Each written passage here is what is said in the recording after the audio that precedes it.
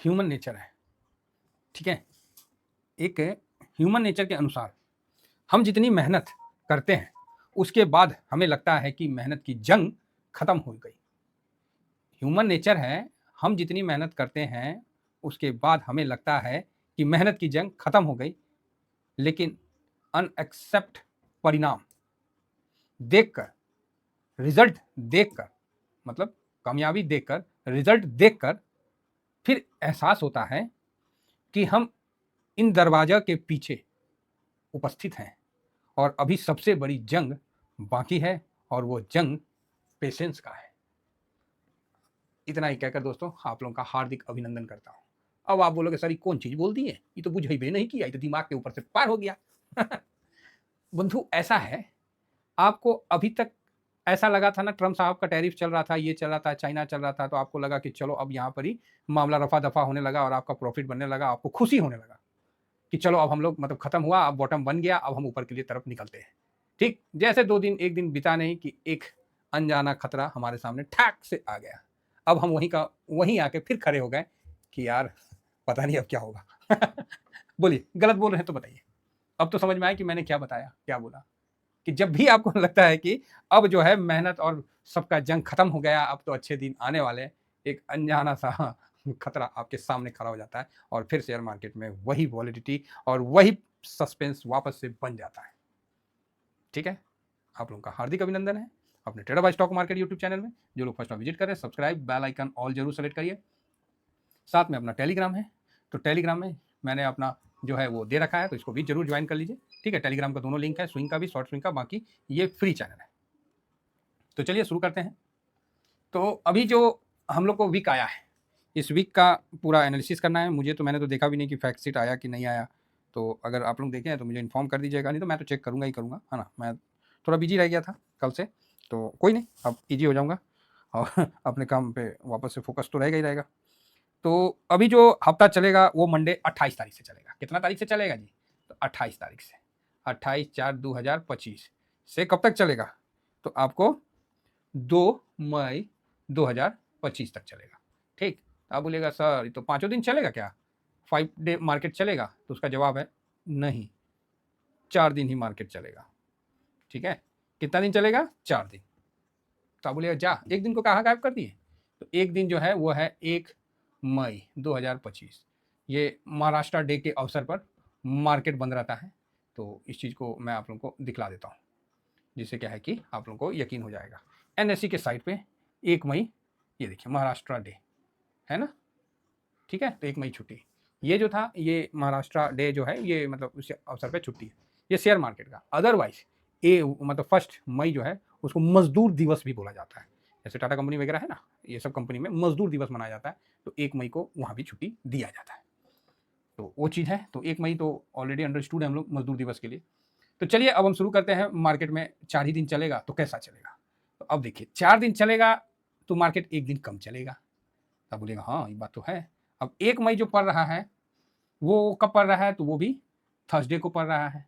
तो थर्सडे को मतलब वीरवार, गुरुवार, इस दिन क्या है? निफ्टी का एक्सपायरी है। तो अब एक्सपायरी जो है आपको वेडनेसडे को होगा। देखिए कितना क्लियर बन के आ रहा है, थर्सडे 1 दिन कम। ऐसे भी मई सीरीज बहुत लंबा सीरीज है भाई साहब। अप्रैल तो अभी खत्म नहीं हुआ कि सीरीज भी स्टार्ट हो गया और फिर लास्ट तक जाएगा ये मई सीरीज, 29 मई तक, तो काफ़ी लंबा सीरीज है। कोई नहीं होता है। तो अभी क्या है कि इस वीक में क्या होने का चांस बनता है कि 1 दिन कम हो गया, 1 दिन कम हो गया। तो इस वीक को हम लोग 2 तरीका से देखेंगे। अभी चलेगा मंडे टू वेडनेसडे, फिर वेडनेसडे थर्सडे को छुट्टी और फ्राइडे अलग, मतलब 1 दिन अलग भी होगा और बाकी ये अलग भी होगा। 2 भाग में बढ़ेगा मार्केट भी। तो आप बोलिएगा चलिए ठीक है सर, हाँ 2 भाग में। अब या तो अब देखिए क्या होता है, बाकी जो स्थिति है इस पर हम लोग अभी चर्चा करेंगे। तो सबसे पहला संकट अभी भारत और पाकिस्तान के बीच में चल रहा है। तो क्या होता है वो तो आने वाला समय में ही क्लियर होगा, है ना। सबको लग रहा है कि मतलब युद्ध होगा, तो हमें तो युद्ध करना समझदारी का तो काम लग नहीं रहा है, हमें तो बदला लेना है। ठीक है, एक तो पानी बंद कर ही दिए हैं, अब बस नेवल्स ब्लॉक करके छोड़ देंगे, समझे, मतलब तड़प के मतलब छोड़ देंगे, बदला लेंगे भाई साहब, है ना। युद्ध नहीं करेंगे, नंगा भूखा से युद्ध करके कौन फायदा जी, आप ही बताइए, लंबा खींच देंगे। ठीक है, बाकी जो बदमाश लोग हैं उनको बर्बाद कर देंगे, है ना, वो चलेगा अभी जो भी है। तो मार्केट पे भी एक मतलब दबाव है। चलिए ये सब बात तो है। एक शॉर्ट्स में मुझे भेजा गया यूज़र के द्वारा। मैं उसके कुछ मतलब मूर्खों की फ़ौज जो है ना पाकिस्तान में, तो उसकी मैं बात बताना चाहता हूँ। तो बोला गया क्या, तो आप बोलिएगा सर पहले आप हँस लीजिए या बोलिए, नहीं, बात ऐसा है ना कि आप सुनिएगा ना तो आपसे भी हँसी रुका नहीं जाएगा। अरे ठीक है, एनालिसिस तो चलता ही रहेगा। तो इस पे भी अभी एक बार चर्चा कर लेते हैं। तो एक पाकिस्तानी से पूछा गया, वो बेचारा भारत के पक्ष में बोल रहा था। तो क्या बोला था सुनिए, कि देखिए भारत का ये झंडा है, तो इसमें ये बोला हिंदुओं का कलर है, केसरी को बोल दिया हिंदू का और सिख का कलर है, उसको नहीं पता है कि बलिदान का कलर है। सफ़ेद बोल दिया ये मतलब क्रिश्चियन का, और ऐसे-वैसे मतलब कुछ भी अनाप-शनाप बोल रहा है। चलो जी ठीक है। मैं उसके इन बातों पे नहीं ज़्यादा ध्यान दिया। मैं बोला चलो पगला है, तो पगला का बात पे क्या देना। वो तो बोलता है कि तीनों युद्ध जो है वो भारत हारा है, पाकिस्तान ही जीता है। और ये जो हरा रंग है ये बोला कि मुस्लिमों का है। बोला देखिए भारत में एक चीज़ अच्छा है, वो भारत के लिए अच्छा बोल रहा था। अब आप समझिए कि भारत में जो डंडा दिया है ना वो बराबर तीनों में दिया है। मतलब वहाँ संविधान चलता है, वो तीनों में डंडा दे रखा है। तो इसलिए भारत बढ़िया है। लेकिन पाकिस्तान का जो झंडा है उसमें मुस्लिम को छोड़ के बाकी सब में डंडा दे रखा है। तो बताइए कहाँ से वो देश विकास करेगा? भाई साहब मैं जब सुना ना, हँसते-हँसते पेट फूल गया। मैं बोला यार कमाल हो गया। बोला पाकिस्तान में खाली मुस्लिमों को छोड़ के बाकी सब में डंडा दे दिया गया। अब वास्तविकता भी वही है। तो बोला बताओ हमारा देश कैसे आगे बढ़ेगा? मैं बोला धन्य प्रभु, कहाँ-कहाँ से क्या-क्या लॉजिक। तो ठीक है, ऐसी मतलब उनका कहना था, तो चलो कोई नहीं। मतलब अब ध्यान में अचानक से आ गया, झंडा देखा ना उसके साथ डंडा देखा, तो मुझे समझ में आ गया कि पाकिस्तान में मुस्लिमों को कुछ नहीं करने का, बाकी सब में डंडा दे देगा। तो कहाँ से पाकिस्तान सुधरेगा? वो पाकिस्तान के कोई तो एक शॉर्ट्स भेजे थे किसी भाई ने, तो चलो ठीक है। तो अभी देखिए इनका टेंशन तो है, और ऐसा नहीं है कि इनका कोई टेंशन नया है, शुरू से टेंशन है ना। बॉर्डर पे फायरिंग वगैरह ये तो चलते ही रहना पड़ेगा। देखिए अगर पाकिस्तान अब छटपटाना शुरू करेगा, हम लोग को उसको कुछ नहीं करना है, उसको इसी मतलब दोनों साइड से बंद कर देना है, समझ गया ना। पानी बंद और उधर से तेल बंद, बस रहो तुम अंदर में, कुछ नहीं करना है, हम अपने एरिया में ही बंद कर देना है बस। ठीक है, आओगे छेड़ोगे तो फिर छोड़ेंगे नहीं, ऑलरेडी तुमने कर रखा है। और जो आतंकवादी का चाहे चेहरा में कोई भी हो, उसको हम भारत सरकार पूरी सजा देगी। अब वो चाहे उसका आर्मी हेडक्वार्टर में बैठ जाए, तो आर्मी हेडक्वार्टर को उड़ाना पड़ेगा, वो तो अलग बात है ना। हमें पाकिस्तान से थोड़ी लड़ाई करना है, हमें तो वो जो सोच अगर पूरे देश में है तो पूरा देश उड़ाना पड़ेगा। तो वो चीज़ है, चलिए वो तो बात की बात है, वो सब पे ज़्यादा टाइम नहीं, वो जो सरकार करेगी उनको करने दीजिए, हम लोग का बस फोकस रहेगा। तो ये चीज़ है, यहाँ पर ये चल रहा है। और अभी दूसरा जो ट्रम्प का टैरिफ में क्या चल रहा है, एक बार हम तो अभी देखे नहीं, कई दिन हो गए। तो डोनाल्ड ट्रम्प अभी बैकफुट पे हो चुके हैं। तो डोनाल्ड ट्रम्प टैरिफ समाचार लाइव अपडेट, चीन ने टैरिफ के अत्यधिक स्वार्थ पर निशाना साधा। तो चीन का जो स्टेटमेंट है कि वो ज़्यादा ही ट्रम्प कनाडा का चुनाव हिलाकर रख दिया है, जबकि अंतिम दिनों में ठीक है। ट्रम्प के टैरिफ युद्ध के कारण चीनी कंपनियां अमेरिकी कारखाने खोलने की दौर में। ओके, ट्रम्प के टैरिफ युद्ध के कारण चीनी कंपनियां अमेरिकी कारखाने खोलने के दौर में। ओके, क्या है भाई, सी जिनपिंग ने अमेरिकी व्यापार युद्ध के प्रभाव का मुकाबला करने के लिए चीनी अर्थव्यवस्था के लिए योजना की घोषणा। मतलब इसी तरह से चल रहा है, चीन और अमेरिका एक तरफ से एक दूसरे को गाली दे रहा, फिर धीरे से बोल रहा है वो भाई आ जाओ ये वो, ये सब चल रहा है। ठीक है, तो इनके तरफ से ऐसा कुछ विशेष है नहीं। ठीक है, तो ये सब चल रहा है, इंटरनेशनल पॉलिटिक्स चल रही है, तो चल रही है भाई साहब। तो इनके तरफ से भी देखना है कि अभी कुछ नहीं ना बोले हैं, जैसे मंडे होगा मतलब भोर 8 बजेगा सुबह का, 7 से 8 बजे, क्या मतलब सड़ा हुआ कोई ना कोई ट्वीट कर देंगे कि धड़ाम से नीचे हो जाता है। तो ये भी समय अभी फिलहाल तो इनके तरफ से निकल गया। अब इनकी फटी पड़ी है कि यार ये भारत और पाकिस्तान में क्या हो रहा है, मतलब कहीं भारत मतलब चढ़ाई मत कर दे यार पाकिस्तान, कहीं मतलब इस तरह का चल रहा है। बाकी अमेरिका के द्वारा फुल सपोर्ट वगैरह बोला जा रहा है कि भाई ये ख़त्म करो इनको। ठीक है, तो भाई हम ज़रूरी है। चलिए आगे बढ़ते हैं, कहाँ थे हम? हाँ, हम लोग थे यहाँ।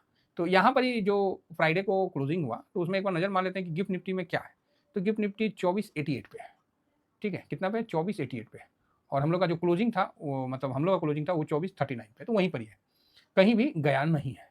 हाँ, यूएस मार्केट फ्राइडे को जो क्लोजिंग दिया ये भी ऐसा नहीं कि कोई बहुत बड़ा संकेत, नेस्डेक को छोड़ के। नेस्डेक ने अच्छा 200-250 पॉइंट का तेजी बनाया है, तो बढ़िया रहा। बाकी डाउ जोन एवरी रहा। ठीक है, इतना ही चलता रहा। और अपना जो फैंग इंडेक्स है ये कुछ किया, हाँ ये तो अच्छा किया है। तो हम लोग तो सही समय पे खरीद रखे हैं, तो शांति से बैठेंगे। बोलते हैं ना जब गाड़ी चालू होता है तो सीट बेल्ट लगा लेने का है, तो अभी सीट बेल्ट लगे रहने दीजिए, है ना। जब तक कुछ भी मनहूस खबर ना आए तब तक सीट बेल्ट लगे रहने दीजिए। तो देखिए कितना तेज़ी के साथ अपना मार्केट चलता है, खासकर फैंग इंडेक्स तो नज़र रखना है ना।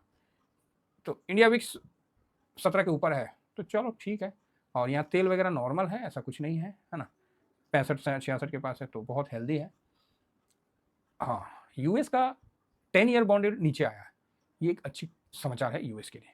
यूएस का और भी कई डाटा आने वाला है, जैसे जीडीपी का डाटा, वो भी 30 अप्रैल को आने वाला है। खुल का नहीं रहा है, हाँ ये जीडीपी का जो डाटा है वो 30 अप्रैल को आने वाला है। तो यहाँ फोकस रखना है कि जीडीपी कैसा रहता है। तो मेरे हिसाब से जीडीपी ठीक ही रहेगा, अभी के हिसाब से जीडीपी मतलब ठीक ठाक रहेगा। तो ठीक है, लेकिन फोकस में रहेगा, है ना। अब हम आगे बढ़ते हैं, और डाउ फ्यूचर को देख के तो कोई फायदा नहीं है, वही जितना वो चला है तो ये वही है। इस बीच में गोल्ड डाउन हुआ है 3298, तो गोल्ड आपको नीचे आते हुए दिखेगा, ठीक है, इसका भी आप ध्यान रखिएगा, तो अच्छी बात है ना। तो गोल्ड आपको नीचे तो मंडे को ही दिखेगा, ये तो कंफर्म है, कोई डाउट नहीं है ना। थोड़ा नीचे जाएगा तो अच्छा है भाई साहब, गोल्ड 96,000 के आसपास अभी भी चल रहा है, तो नीचे आएगा तो बढ़िया ना जी, तो क्या दिक्कत है, बहुत बना के दिया है। यहाँ डॉलर इंडेक्स भी देखिए 99, जब तक 100 के नीचे है ट्रम्प साहब काबू में है ना, नहीं तो फिर गड़बड़ा जाता खेले। और यहाँ देखिए तो ठीक है 85.37 पे है रुपया, ओके ओके, तो चलिए ठीक है। तो ये यहाँ तक आपने टोटल देख लिया। अब आते हैं FIS का बाइंग और सेलिंग में, कि उसने अप्रैल सीरीज में कैसा बाइंग किया। तो अप्रैल सीरीज मोटा मोटी ठीक ही रहा है ना, तो खरीदारी भी किया है, लेकिन अभी तक जिस तरह दिख रहा है कि अप्रैल मंथ में जो 24 अप्रैल और 25 अप्रैल तक जो खरीदारी हुई है जो भी है, तो यहाँ 2,000 माइनस में है और यहाँ 22,000 प्लस में है। लास्ट डे में अच्छा हुआ 25 तारीख को कि 2952 मतलब 3,000 खरीदा, और DIS ने भी 3500 की खरीदारी की, तो दोनों ने खरीदारी की है। यहाँ दो डाटा बन के सामने आ रहा है। अब यहाँ पर आता है इंटरेस्ट, ठीक है। क्या डाटा बन के आया, यहाँ दो डाटा साहब आपके सामने बन के आ रहा है। एक कि दोनों ने खरीदा है तो बेचा कौन, और जो पहले दोनों ने बेचा था 4 तारीख को, 4 तारीख का डाटा आप लोगों से डिस्कस किया था ना मैंने, तो यहाँ हम दिखला भी देते हैं कि ये तो अप्रैल ही है, तो 4 अप्रैल को, रुकिए, 4 अप्रैल को दोनों ने बेचा था, तो उस हिसाब से मतलब खरीदा कौन था।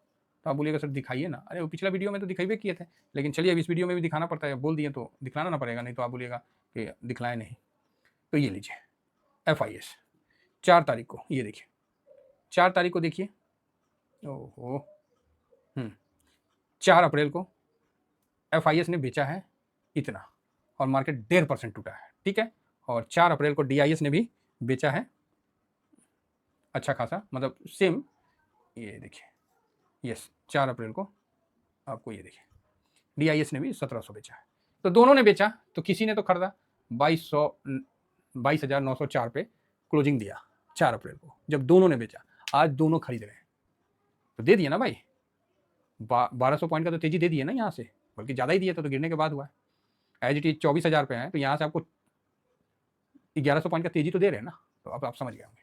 तो अब यहाँ दो पक्ष बनता है, एक पक्ष बोलता है कि दोनों की खरीदारी मार्केट में तेजी का कारण बनेगा, इस वीक का मैं बता रहा हूँ, मंडे से ही दिखेगा, ठीक। दूसरा पक्ष बोलता है कि इन दोनों की जो तेजी है वो मतलब सही नहीं है, क्योंकि इन दोनों ने जब खरीदा है तो जिसने बेचा था उसने तो 4 तारीख को खरीदा था, तो वहां से तो अब 1100 पॉइंट उसने कमा लिया, ठीक है।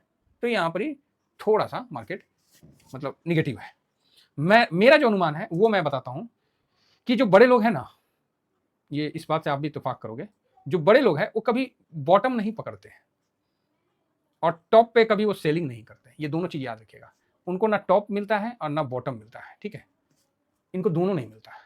तो आप बोलिएगा फिर क्या मिलता है, इनको क्या मिलता है कि ये टॉप और बॉटम छोड़ देते हैं, बाकी आप पूरा ले लेते हैं, ठीक है, बाकी पूरा ले लेते हैं टॉप और बॉटम छोड़ के। तो आप बोलिएगा नहीं समझे, तो मैं बताता हूं कि देखिए अगर ये टॉप पे बेचेंगे तो वॉल्यूम इशू हो जाएगा और मार्केट वहां तक जाते जाते थक जाएगा, इसलिए पहले भेजते हैं कि मार्केट वहां तक जाए, इनका सारा लॉट कट जाए।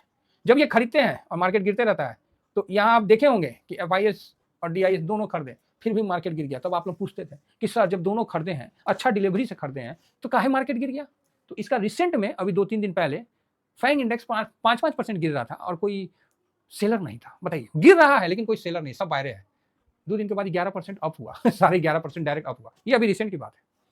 तो आप बोलिएगा हाँ, तो इसीलिए ध्यान रखिएगा, जो बड़ा पैसा का मूवमेंट होता है वो कभी टॉप और बॉटम नहीं देखता है, वो उसके पास में हो जाता है, ठीक है। बाद में आपको लगता है कि वो हो यहाँ तो बॉटम बन गया और यहाँ टॉप बन गया। अभी जो कंडीशन है इस वीक का, एक तो ट्रेडिंग कितना चलेगा, मंडे ट्यूसडे वेडनेसडे और एक्सपायरी 3 दिन रहेगा। अब आप ही बताइए, ऑलरेडी फ्राइडे को दबाव करके प्रीमियम खा लिया गया, ठीक है, तो यहाँ पर ही 3 दिन रहा तो यहाँ मंदेरिया जो है इस बार भी बाजी मारेगा, ठीक। लेकिन जो डाटा यहाँ बोल रहा है कि दोनों की खरीदारी हुई है, ऐसे वाले भी तो लोग हैं ना। देखिए शेयर मार्केट में क्या होता है, लोगों का एक व्यू, मतलब लोगों का एक सेंटीमेंट चलता है, आधा आदमी इधर आधा आदमी इधर, ठीक है, ये सेंटीमेंट चलता है। तो मार्केट उसी की तरह रिएक्ट करता है, कुछ देर आपको दिखेगा रिएक्ट करेगा, और जो ये बीच में लोग होते हैं ना, यही सही मजा मारते हैं, ठीक है। क्योंकि न्यूज आने के बाद लोगों को पता चलता है, ये भाई साहब पहले पोजीशन बना देते हैं, खराब न्यूज आने के बाद इधर पता चलता है, ये भाई साहब पहले सेल कर देते हैं, ठीक है। तो इस चीज़ का ध्यान रखिए। तो मेरे हिसाब से मार्केट मतलब वॉलेटाइल रहेगा और थोड़ा सा प्रीमियम खाने का गेम रहेगा, क्योंकि डीआईएस ने पोजीशन नहीं बेचा है, तो ये प्रीमियम खाने का सेशन बन सकता है। लेकिन मंडे को एक पक्ष बोल रहा है कि तेजी भी होना चाहिए, तो हो सकता है कि मंडे को आपको तेजी भी दिखे। इसमें मैं भी खुद शामिल हूं, क्योंकि डाटा का संजोग ऐसा बोल रहा है कि मंडे को तेजी बनेगा। हाँ, ऊपर से भले प्रॉफिट बुकिंग भी आ सकता है, ये बात हम आपको कहना चाह रहे हैं कि तेजी भी बनेगा। लेकिन वो तेजी जैसे पिछले बार हम लोग इस पिछला वीक नहीं, उसके पिछला वीक नहीं बोल दिए थे कि एक्सपायरी तो ऊपर कटेगा, पिछला वीक बोल दिए कि नहीं एक्सपायरी तो साइडवेज कटेगा, तो इस बार भी एक्सपायरी आपको निगेटिव और साइडवेज कटेगा। लेकिन मंडे को पॉजिटिव जाने का उम्मीद है, फिर उसके बाद ऊपर से दबाव आ जाता है तो एक अलग बात है, ठीक है। तो आशा करता हूँ कि ये जो इतनी लंबी चौड़ी आपको समझ में आ रहा होगा और बढ़िया है। जो मई सीरीज का शुरुआत हुआ है, वहां जो एफआईएस का पोजीशन है वो 37.63 पे शुरू करें, डीआईएस 74.41। डीआईएस देखिए जो अप्रैल सीरीज जो भी शुरुआत किए थे, तो उस समय जो पोजीशन था, एक मिनट, मार्च में किए थे ना जी, तो मान लीजिए हाँ, मार्च में जो शुरू किए थे 25 मार्च, 27 मार्च, 28 मार्च, इसके आसपास किए थे। तो यहाँ भी इनका पोजीशन वहाँ से तो यहाँ ज़्यादा है, तो डीआईएस को बड़ी खरीदारी का हम लोग उम्मीद नहीं रख रहे। डीआईएस अगर होल्ड भी करता है तो मतलब बढ़िया है, ठीक है। तो मेरा यही कहना है कि इसका होल्डिंग पे ध्यान रखना। अगर इसमें 30% के आसपास का अगर गिरावट होता है तब तो मार्केट गए हो नीचे, अदरवाइज इसका होल्डिंग बड़ा गिरावट होने नहीं देगा।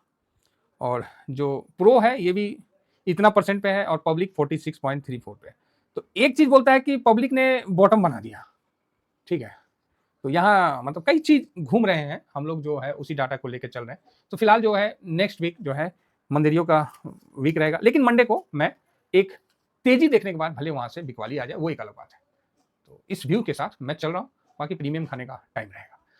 अमेरिका का जीडीपी का डाटा आना है, उस पर भी देखना है, और कोई नया अपडेट आता है तो उस पर भी हम लोग को ध्यान रखना है, ठीक है। चलिए इतना ही कहकर अपनी वाणी को विराम देता हूँ। Thank you very much. जय हिंद, जय भारत।